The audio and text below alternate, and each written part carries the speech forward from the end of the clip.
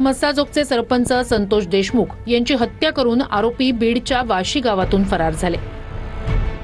Police मागावर असताना आरोपींनी स्वतःच्या गाड्या किंवा सार्वजनिक वाहनांचा वापर केला नाही। सुदर्शन घुले, सुधीर सांगळे आणि कृष्णा आंधळेनं बीडमधून बाहेर जाण्यासाठी जंगलाचा रस्ता निवडला। तिन्ही आरोपी जवळपास 30 किलोमीटर जंगल आणि शेतीच्या भागातून पायी चालत बीडच्या हद्दीतून बाहेर पडले। बीड हद्दीतून बाहेर पडताच आरोपींनी हायवेवरून खासगी ट्रॅव्हल्स पकडली।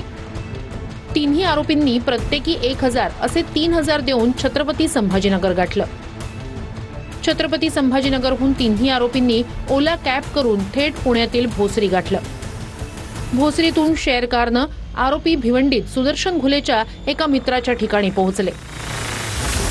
1.5 दिवस थांबून आरोपींनी गुजरातच्या दिशेनं पळ काढला। गिरनारच्या मंदिरात 15 दिवस मुक्काम केला। पैसे संपल्यानं व्यवस्था करण्यासाठी मंदिरातून बाहेर पडलेला कृष्णा आंधळे परत आलाच नाही।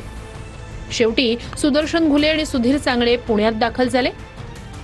बालेवाडी परिसरातून दोन्ही आरोपींना बीड पोलिसांनी बेड्या ठोकल्या।